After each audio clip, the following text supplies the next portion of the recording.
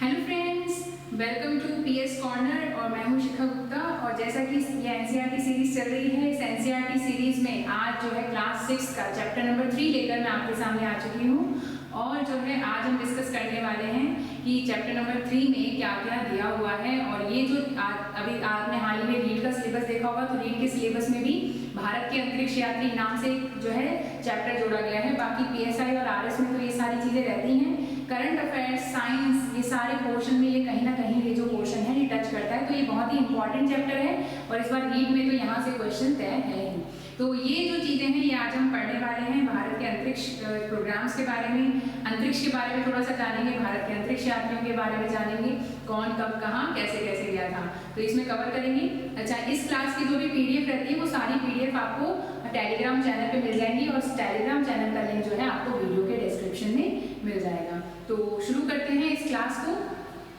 इसमें चैप्टर में क्या क्या दिया हुआ है देखिए कि इसके अंदर दिया हुआ है कि जो भारत है उसमें शुरू से ही जैसे ही इंसान पैदा हुआ उसको जो भी चीज़ें दिखती हैं उसके बारे में क्यूरियोसिटी यानी थोड़ी सी तो ललक रहती है जानने के लिए कि क्या कहाँ हो रहा है, क्यों हो रहा है। तो ये जानने की हमेशा से जो है लोगों के अंदर चल रही थी गतिविधियाँ।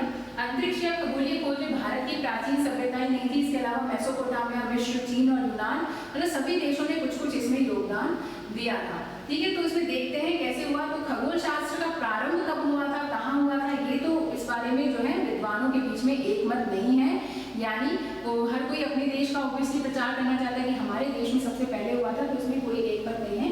लेकिन शुरू में सबने सिर्फ इसको देखा होगा और देख के अनुमान लगाने का प्रयास किया होगा और वैज्ञानिक स्वरूप बाद में जब इसका बना होगा तब ये खगोल विज्ञान एक विषय के रूप में उभर के आया।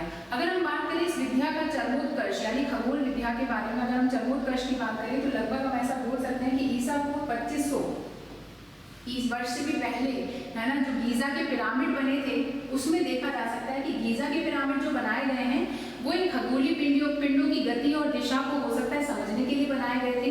और जैसा कि हम देख सकते हैं गीजा का पिरामिड है जो कि जो विश्व के 7 जो है वंडर्स हैं उनमें से एक है। तो गीजा का जो पिरामिड है उसके ठीक ऊपर ध्रुव तारा चमकता है इस प्रकार से, जैसा कि आप इस इमेज में देख सकते हो। तो ये जो है इस बात की पुष्टि है कि जो महान पिरामिड है वो इन खगोलीय पिंडों के अनुसार बनाए गए थे, तो यानी उनको भी इस बारे में समझ थी। ठीक है, तो मिस्र और चीन का जो खगोल इतिहास है वो स्पष्ट रूप से ज्ञात हो नहीं सका है। और चीन में जो है खगोलीय ज्ञान की शुरुआत मानते हैं ईसा पूर्व 6वीं सदी से। ठीक, पूर्वी एशिया के लिए बात करें तो चीनी खगोलीय विज्ञान जो है बहुत ही ज्यादा महत्वपूर्ण था। और ऐसा माना जाता है कि विश्व में जो सबसे पहले तारों की तालिका बनी थी वो चीन में बनाई गई थी ईसा पूर्व 4वीं सदी में। ठीक है, तारों की तालिका जितने सारे स्टार्स हैं उनके बारे में एक लिस्ट बना ली गई थी, वो चीन में बनी थी ईसा पूर्व 4वीं सदी में। और इसी आधार पर जो पश्चिमी अंतरिक्ष विज्ञान है उसका प्रारंभ हुआ था यूरोप के यूनान में, जो कि चीन की जो तारों की तालिका थी उस पर आधारित था। ठीक है, अंतरिक्ष खोज के इतिहास की बात करें तो भारत के जो खगोलविद हैं वो भी अंतरिक्ष की जानकारी प्राप्त करने में प्राचीन काल से लगे हुए थे। और इनमें से प्रमुख जो है आर्यभट्ट, वराहमिहिर, भास्कराचार्य द्वितीय, ये नाम तो आप सभी ने सुने होंगे। आर्यभट्ट जो है भारत के महान खगोलविद थे और उन्होंने सबसे पहले बताया था कि पृथ्वी गोल है। किसने बताया था? आर्यभट्ट ने। और उन्होंने कहा था कि पृथ्वी स्थिर नहीं है। इसका मतलब क्या है कि पृथ्वी जो है वो घूम रही है और इसी वजह से हमें जो सारी चीजें हैं वो उदय और अस्त होती है, यानी सूर्य हमें जैसे उगता हुआ और ढलता हुआ दिखाई देता है वो इस वजह से क्योंकि पृथ्वी घूम रही है। ये सबसे पहले आर्यभट्ट ने बताया था ईसा पूर्व 5वीं सदी में ही। और इन्होंने बता दिया था कि जो पृथ्वी की परिधि है, यानी परिधि क्या होती है, किसी भी वृत्त के चारों ओर का कितना बड़ा घेरा है, तो उन्होंने बता दिया था कि पृथ्वी की परिधि लगभग 24,835 मील है और एक्चुअल में कितनी है 24,901 मील, तो लगभग बराबर है। आप देख सकते हो कितना करीब। तब तो कोई यंत्र भी नहीं होते थे ऐसे टेलीस्कोप या कुछ भी चीजें जिसके माध्यम से वो नाप सकते थे। फिर भी ईसा पूर्व 5वीं सदी में उन्होंने बता दिया था कि जो पृथ्वी की परिधि है वो 24,835 मील है और एक्चुअल में, और उसमें आप देख सकते हो बहुत कम अंतर है। पृथ्वी की एक्चुअल परिधि कितनी है 24,901 मील, ये आपको याद रखना है। ठीक है, इसके अलावा उन्होंने क्या बताया था कि जो चंद्र ग्रहण होता है, चंद्र ग्रहण चंद्रमा की पृथ्वी की जो छाया है वो जब चंद्रमा पर पड़ती है तो चंद्र ग्रहण हो जाता है। यानी चंद्र ग्रहण पृथ्वी की वजह से होता है और पृथ्वी की छाया चंद्रमा पे पड़ती है इस वजह से होता है। ये भी सबसे पहले किसने बताया था? आर्यभट्ट ने बताया था। ठीक है, इसीलिए जब भारत ने अपना पहला उपग्रह, कृत्रिम उपग्रह क्या होते हैं? उपग्रह क्या होते हैं? जैसा कि हम पिछली क्लास क्लास में देख चुके हैं कि उपग्रह ऐसे खगोलीय पिंड हैं जो ग्रह के चारों ओर चक्कर लगाते हैं, सैटेलाइट्स, ठीक है। और आर्टिफिशियल सैटेलाइट जो मानव बना लेता है और मानव बना के अंतरिक्ष में छोड़ देता है और वो हमारे ग्रह के पृथ्वी के चारों ओर चक्कर लगाते हैं, उन्हें हम कृत्रिम उपग्रह कहते हैं। तो भारत का जो पहला कृत्रिम उपग्रह था उसका नाम था आर्यभट्ट। तो आर्यभट्ट को सम्मान देने के लिए भारत के प्रथम कृत्रिम उपग्रह का नाम आर्यभट्ट रखा गया था। और ये बहुत बार एग्जाम में पूछा जा चुका है कि भारत के प्रथम कृत्रिम उपग्रह का नाम क्या था, ठीक है। इसके अलावा और क्या क्या इसमें दिया हुआ है इस चैप्टर में?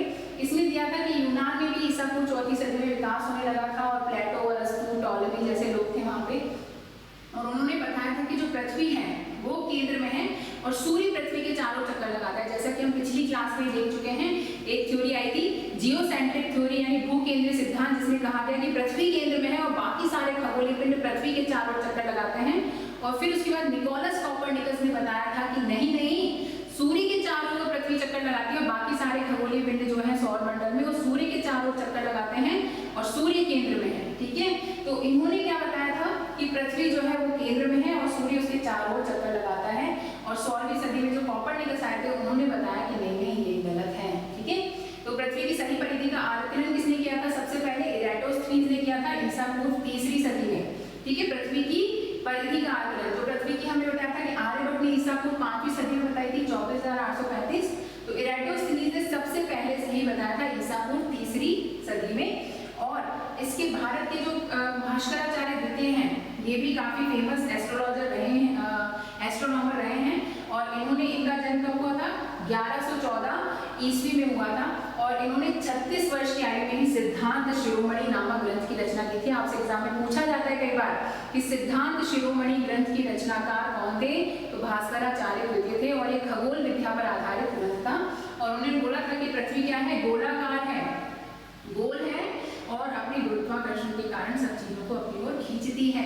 तो गुरुत्वाकर्षण जिसे हम बोलते हैं कि न्यूटन ने बताया था, उससे भी पहले भास्कराचार्य द्वितीय ने बता दिया था अपने सिद्धांत शिरोमणि ग्रंथ के अंदर, ठीक है।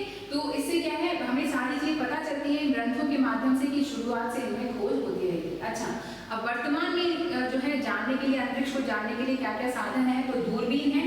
दूरबीन जो है वो क्या है, ईसा से 20वीं सदी तक खगोल शास्त्र क्या है, अवलोकन से किया जाता था, यानी हम सिर्फ अंदाजा लगाते थे यहाँ से खड़े होकर। और उसके बाद जो है वैधशालाओं में पहला प्रमुख यंत्र आया जिसे कहते हैं दूरबीन। और दूरबीन से क्या होता है, हमें दूर की वस्तु पास नजर आती है। और प्रथम दूरबीन का जो आविष्कार किया गया था वो हॉलैंड यानी नीदरलैंड के हैंस लिपर्सी ने किया था। पहली दूरबीन का आविष्कार हैंस लिपर्सी ने किया था नीदरलैंड के लिए। और इन्होंने बताया था कि दूरबीन मतलब लगा दी थी। उसके बाद जो है एक्चुअल जिससे हम खगोल विद्या के बारे में पढ़ सकते थे और आकाशीय पिंडों को जो देखने में सहायक थी। जैसे अगर आप कभी जाओगे किसी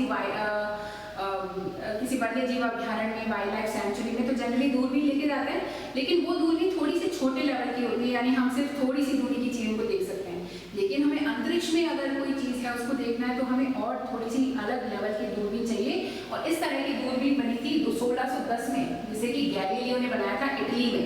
इटली के थे गैलीलियो और उन्होंने 1610 में एक ऐसी दूरबीन बनाई थी जिससे आकाशीय पिंडों का अध्ययन किया जा सकता था, ठीक है। अब तो भारत के अलावा और भी देशों में, मतलब बहुत सारे देशों में अब तो दूरबीन स्थापित की जा चुकी है और बहुत सारी जानकारी यहाँ पे एकत्रित की जा रही है। अगर हम बात करें भारत की, तो भारत में भी उदयपुर शहर के फतेह सागर झील में, फतेह सागर झील आपको पता ही उदयपुर में है, और उसके एक टापू पर एक देश की सबसे बड़ी दूरबीन यानी भारत की सबसे बड़ी दूरबीन स्थापित की गई उदयपुर में। और उसका नाम है मास्ट, मल्टी एप्लीकेशन सोलर टेलीस्कोप, ठीक है। मल्टी एप्लीकेशन सोलर टेलीस्कोप मास्ट नाम की दूरबीन जो है फतेह सागर झील पर स्थापित की गई है और इससे सूर्य का अध्ययन जो है किया जा रहा है। ये सौर दूरबीन है, ठीक है, सूर्य के अध्ययन के लिए लगाई गई है। कहाँ पर? उदयपुर की फतेह सागर झील में भारत की सबसे बड़ी दूरबीन है मास्ट, मल्टी एप्लीकेशन सोलर टेलीस्कोप, ठीक है। तो अब इसमें बहुत सारी दूरबीन और भी बनाई जा रही है, कंप्यूटर से इनको जोड़कर देखा जा रहा है। इसके अलावा अगर हम बात करें तो दक्षिण भारत का जो कावलूर है तमिलनाडु में, उसमें भी जो है एक वेणु बापू दूरबीन को स्थापित किया गया है। वेणु बापू दूरबीन की फोटो कुछ इस प्रकार से आप देख सकते हो। ये कहाँ पर है? तमिलनाडु के कावलूर में है, ठीक है। इसके अलावा 1990 में हबल टेलीस्कोप लगाया गया था, हबल अंतरिक्ष दूरबीन लगाई गई थी। ये क्या होती है? अंतरिक्ष में रहती है। एक तो हो गया कि हमने पृथ्वी पर कहीं पर लगा रखी है, एक अंतरिक्ष में ही हमने दूरबीन लगा दी। तो हबल जो है, हबल टेलीस्कोप, हबल जो अंतरिक्ष अंतरिक्ष दूरबीन है वो 1990 में अंतरिक्ष में लगाई गई थी। ठीक है, तो आप याद रखेंगे ये सारी चीजें। वेणु बापू दूरबीन कानपुर तमिलनाडु में है। इसके अलावा जो है उदयपुर की फतेह सागर में मास्क लगे हुए जो कि एक सौर दूरबीन है, सूर्य के अध्ययन के लिए बनाई गई है। अगर वेधशालाओं की बात करें तो अंतरिक्ष खोज में जो है वेधशालाएं तो इम्पोर्टेंट है ही, जैसे हम पिरामिड देख चुके हैं कि पिरामिड शायद इनके अध्ययन के लिए बनाए गए थे। इसके अलावा जो है कई स्थानों पर हमें ये वेधशालाएं मिलती हैं। और हमारे जो फेमस एक रूलर थे, शासक थे सवाई जयसिंह ने जो है वेधशाला का निर्माण किया था दिल्ली में। दिल्ली का जो जंतर मंतर है वो सवाई जयसिंह ने बनवाया था। इसके अलावा दिल्ली में बनवाया था 1724 में, यानी सबसे पहले उन्होंने दिल्ली में जंतर मंतर बनवाया था जो कि एक वेधशाला ही है जिससे खगोलीय पिंडों का अध्ययन किया जाता है। इसके अलावा 1734 में उन्होंने जयपुर में बनाई थी, 24 में बनवाई दिल्ली में, 34 में बनवाई जयपुर में। और इसके अलावा 3 और जगह पर उन्होंने जो है वेधशाला बनवाई थी, बनारस, उज्जैन और मथुरा में। तो सवाई जयसिंह जो थे वो इस विद्या में बहुत ज्यादा जो है दिलचस्पी रखते थे और उन्होंने 5 वेधशालाएं बनवाई थी। सबसे पहले दिल्ली में 1724 में, फिर 1734 में जयपुर में, फिर उसके अलावा बनारस, उज्जैन और मथुरा में उन्होंने क्या है वेधशालाएं बनवाई थी। तो आपको याद रखिए, पूछा जाता है एग्जाम में कि कहाँ पर उन्होंने जो है वेधशालाएं बनवाई थी। इसके अलावा जो है दिल्ली जयपुर की वेधशाला है वो सबसे बड़ी है, जयपुर का जो जंतर मंतर है वो सबसे बड़ा है। इसके अलावा सवाई जो जयसिंह थे उन्होंने 3 यंत्रों का भी आविष्कार किया था। क्या क्या नाम था? सम्राट यंत्र, जयप्रकाश यंत्र और राम यंत्र। तो 3 ये यंत्र थे जिसका उन्होंने आविष्कार किया था, सम्राट यंत्र, जयप्रकाश यंत्र और राम यंत्र। ये जो PDF है आप इसकी चिंता मत कीजिए, आपको टेलीग्राम चैनल पे मिल जाएगी। ठीक है, और इसमें जो सम्राट यंत्र था वो सबसे बड़ा था और ऊंचा था। सम्राट यंत्र, जयप्रकाश यंत्र और राम यंत्र इन तीनों में से सबसे बड़ा था और ऊंचा था। और इसकी जो चोटी है वो आकाशीय ध्रुव को सूचित करती थी कि आकाशीय ध्रुव कहाँ पर स्थित है। ठीक है, अब जो है आज लगभग जो है 300 वर्ष बाद भी ये यंत्र जो है बताने में, ये सारी चीज बताने में सक्षम है। अच्छा, अगर हम कृत्रिम उपग्रह और अंतरिक्ष यात्रियों की बात करें तो ये टॉपिक बहुत ज्यादा इंपॉर्टेंट हो जाता है क्योंकि रीट में हाल ही में जोड़ा गया है।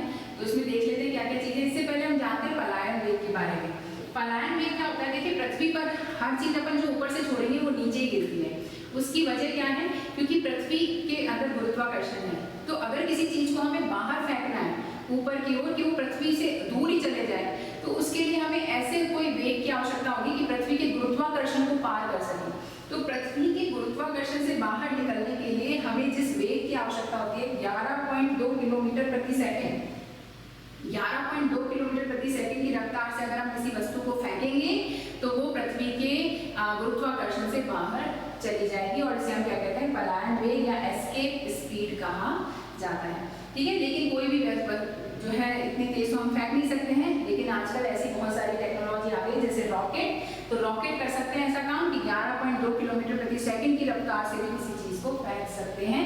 और जो है कृत्रिम उपग्रहों को जो भेजा जाता है, जो पृथ्वी की कक्षा में चक्कर लगाते हैं, उनको इन रॉकेट के माध्यम से भेजा जाता है और जिस वेग से उनको भेजा जाता है वो उनका प्रक्षेपण वेग कहलाता है। ठीक है, प्रोजेक्टिंग वेलोसिटी कहलाती है।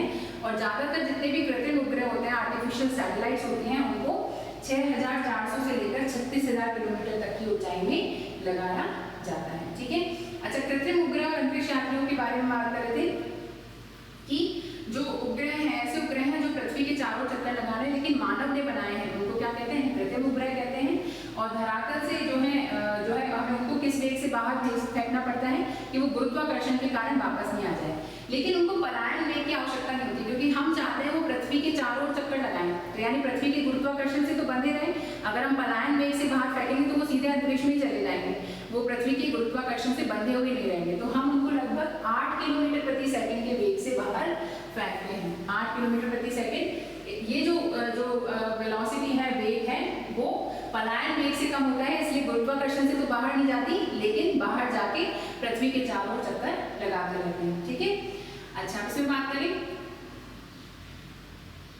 कि ये जो उपग्रह होते हैं बहुत सारी चीजों में काम आते हैं, जैसे हमारे टेलीफोन, टेलीविजन, रेडियो है, इनकी तरंगों का प्रसारण करते हैं। इसके अलावा जासूसी के काम आते हैं, मौसम और पृथ्वी संबंधी अन्य जानकारियां देते हैं। आजकल हम GPS का यूज करते हैं, तो GPS जो टेक्नोलॉजी है वो भी इसी तरह के उपग्रहों पर आधारित है। ठीक है, इसके अलावा जैसे हम बहुत सारी चीजें हैं जैसे तूफान या बाढ़ जैसी प्राकृतिक आपदाओं की हम पहले से जानकारी ले सकते हैं और चेतावनी जारी कर सकते हैं, जिससे जान माल की हानि जो है वो कम हो। इसके अलावा कृषि, वन और जल संसाधन जो है उनमें भी कृत्रिम उपग्रहों का उपयोग किया जा सकता है कि कितने कितने क्षेत्रों में वन है, कहाँ पर खेती हो रही है, किस चीज़ की खेती हो रही है। अगर हमें पता चलाना है कि मान लो अफीम की खेती गैर कानूनी और अफीम की हो रही है तो कहाँ कहाँ पर हो रही है, इन सब चीज़ों में हमें ये उपग्रह काफ़ी हेल्प करते हैं। अच्छा, विश्व का पहला जो उपग्रह था है ना, कृत्रिम उपग्रह 1957 में स्पुतनिक 1 भेजा था। किसने? सोवियत संघ ने, यूरोपियन यूनियन ने। क्या नाम था? स्पुतनिक 1 1957 में। और जैसे ही यूरोपियन यूनियन ने भेजा था उसके बाद जो है यूएसए को भी जो है थोड़ा सा जोश आ गया, वो भी इसमें कूद पड़ा और इसके बाद जो है इनमें कॉम्पिटिशन सा बढ़ गया। सोवियत ने दूसरा अपना एक अंतरिक्ष कार्यक्रम भेजा था, स्पुतनिक 2। स्पुतनिक 2 में उन्होंने क्या भेजा था? एक फीमेल डॉग को भेजा था जिसका नाम था लाइका, है ना। लेकिन क्या है, वो लाइका की मृत्यु हो गई थी अंतरिक्ष में। लेकिन 1961 में वापस से सोवियत संघ ने क्या किया था? एक अंतरिक्ष कार्यक्रम भेजा था जिसके अंदर मानव को भेजा था। और प्रथम मानव जो अंतरिक्ष में गए थे उसका नाम था यूरी गागरिन। यूरी गागरिन जो थे वो कौन से अंतरिक्ष यान में गए थे? वोस्तोक 1। वोस्तोक 1 में अंतरिक्ष में गए थे यूरी गागरिन और विश्व के पहले व्यक्ति थे जो अंतरिक्ष में गए थे। ठीक, फिर उसके बाद 1969 में अमेरिका ने क्या किया? एक अपोलो 11 उनका अंतरिक्ष यान था, अपोलो 11, और उससे 3 यात्रियों को अंतरिक्ष की सैर कराई थी और 2 अंतरिक्ष यात्रियों को चंद्रमा की सतह पर भेजा था, जिनमें से पहले कौन थे? Neil Armstrong. नील आर्मस्ट्रॉन्ग विश्व के पहले व्यक्ति थे जो चंद्रमा की सतह पर उतरे थे, ठीक है। और नील आर्मस्ट्रॉन्ग जो थे वो किस यान से गए थे? अपोलो 11 से गए थे, यूएसए गए थे, ठीक है। तो आपको याद रखना है सारी चीजें। यूरी गागरिन यूरोपियन संघ के थे और वोस्तोक 1 से गए थे 1961 में, और यूरी गागरिन यूएसए के थे और चंद्रमा पर जाने वाले पहले व्यक्ति थे। फिर भारत की बात करें तो भारत ने सर्वप्रथम 1984 में अंतरिक्ष में यात्रा की थी और उसमें सबसे पहले जो जाने वाले थे वो राकेश शर्मा थे। राकेश शर्मा जी जो थे वो भारतीय वायुसेना के सदस्य थे और उन्होंने सोयूज T11 यान में जो है यात्रा की थी। और इन्होंने क्या किया था? सोयूज 7 जो स्पेस स्टेशन है, स्पेस स्टेशन क्या होता है? अंतरिक्ष में कुछ स्टेशन लगाते जाते हैं जो अंतरिक्ष में होने वाली गतिविधियों को देखते रहते हैं। तो उसमें 7-8 दिन रहे भी थे और वैज्ञानिक परीक्षण भी किए थे। और ये जो थे राकेश शर्मा जी पंजाब राज्य के पटियाला में पैदा हुए थे 1949 में, यानी आजादी के 2 साल बाद। अगर हम बात करें इसके बाद कल्पना चावला, तो कल्पना चावला हरियाणा की थी, हरियाणा के करनाल की, और इन्होंने 1961 में इनका जन्म हुआ था। और ये जो है ये अंतरिक्ष जो है जाने वाली पहली महिला थी भारत की पहली महिला थी और दूसरी भारतीय थी जो अंतरिक्ष में गई थी। लेकिन जो कोलंबिया अंतरिक्ष यान था ये कोलंबिया अंतरिक्ष यान से गई थी और जब वापस आई थी तो 2003 में इनकी दुर्घटना में मृत्यु हो गई थी। इनके साथ 6 लोग और गए थे, उनकी भी मृत्यु हो गई थी। तो ये भारतीय मूल की, इसके अलावा सुनीता विलियम्स भी थी जो भारतीय मूल की थी और अंतरिक्ष में सबसे ज्यादा समय बिताने वाली महिला थी। तो इस प्रकार से भारत के राकेश शर्मा थे, पंजाब के पटियाला के थे और इन्होंने जो है सबसे पहले अंतरिक्ष में जाने वाले भारतीय थे। फिर कल्पना चावला अंतरिक्ष में जाने वाली प्रथम भारतीय महिला थी और ये हरियाणा के करनाल में इनका जन्म हुआ था। 2003 में इनकी जो कोलंबिया अंतरिक्ष यान था उसमें दुर्घटनाग्रस्त में इनकी मृत्यु हुई थी। और सुनीता विलियम्स जो थी वो भारतीय मूल की थी और अंतरिक्ष में सबसे ज्यादा समय बिताने वाली महिला थी।